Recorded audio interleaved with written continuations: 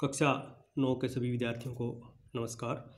आज हम अध्याय 5 यूक्लिड की ज्यामिति का परिचय ये अध्याय जो है वो शुरू कर रहे हैं। यूक्लिड की जो ज्यामिति है उसकी 5 अवधारणाएं हैं। जो अभिधारणाएं जो उसकी 5 है, एक बिंदु से एक अन्य बिंदु तक एक सीधी रेखा खींची जा सकती है। इसकी पहली अभिधारणा है, यानी जैसे मान लो ए और बी दो बिंदु है, इन दोनों के बीच में एक सीधी रेखा हम खींच सकते हैं। अभिधारणा 2 है एक शांत रेखा। शांत रेखा क्या, रेखाखंड जो आपका है उसी को यूक्लिड ने जो नाम दिया वो शांत रेखा दिया, यानी टर्मिनेटेड जो लाइन है को अनिश्चित रूप से बढ़ाया जा सकता है। जैसे मान लो ये अभिधारणा 2 का रेखाखंड ए बी है, इसको आप ए की तरफ और बी की तरफ आप इसको अनिश्चित दूरी तक बढ़ा सकते हैं। अभिधारणा 3 है किसी को केंद्र मानकर और किसी त्रिज्या से एक वृत्त खींचा जा सकता है, यानी कोई एक निश्चित त्रिज्या से हम कोई भी वृत्त खींच सकते हैं और सभी समकोण एक दूसरे के बराबर होते हैं। आप जानते हैं कि समकोण 90 डिग्री का कोण है और सभी जो 90 डिग्री कोण है वो आपस में बराबर होंगे। अभिधारणा 5 है यदि एक सीधी रेखा दो सीधी रेखाओं पर गिरकर अपने एक ही ओर अंतःकोण इस प्रकार बनाए कि इन दोनों कोणों का योग मिलकर 180 डिग्री से कम हो, यानी दो समकोण मतलब 180 डिग्री से कम हो, तो वे दोनों सीधी रेखाएं अनिश्चित रूप से बढ़ाए जाने पर उसी ओर मिलती है जिस ओर वह दो समकोणों से कम हो। जैसे मान लो ये दो रेखाएं हैं ए बी और सी डी, यानी ये कोण 1 और ये कोण 2, ये 180 से छोटा है, तो जो ये दोनों रेखाएं इस साइड में ही मिलेंगी, जब इनको हम बढ़ाएंगे इस साइड में नहीं मिलेंगी। ये इसकी अभिधारणा नंबर 5। अब इसके बाद में आपकी आती है प्रश्नावली 5.1, कथन सत्य है असत्य लिखना। एक बिंदु से होकर केवल एक ही रेखा खींची जा सकती है, ये असत्य है।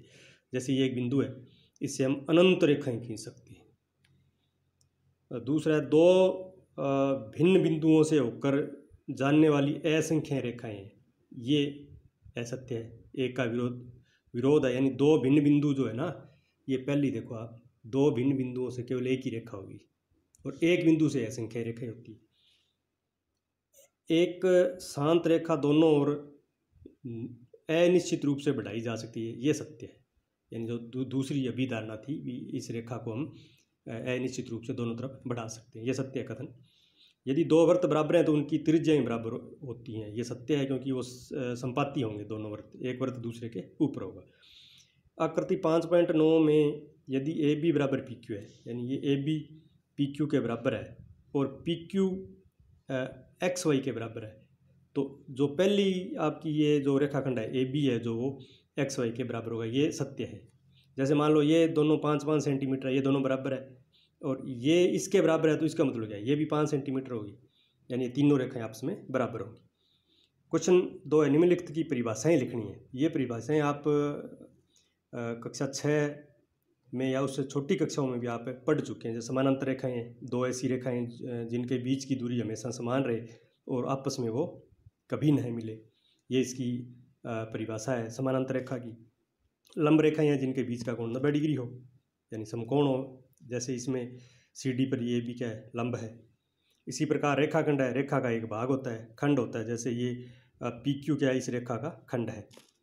वृत्त की त्रिज्या वृत्त के केंद्र से परिधि पर स्थित बिंदुओं से समान दूरी पर जो होती है, जैसे ये ओ ए इसकी त्रिज्या है, यानी ये हमेशा इससे परिधि पर जितने भी बिंदु है उससे ये ओ ए की जो दूरी है वो समान रहेगी, ये इसकी त्रिज्या है। और वर्ग आप जानते हैं जिसकी चारों भुजाएं बराबर हो और प्रत्येक कोण 90 डिग्री का हो या समकोण हो। तो आप ये प्रश्नावली 5.1 जो है इसके सवाल अपनी अभ्यास पुस्तिका में आप करेंगे और इसका अभ्यास भी आप करेंगे।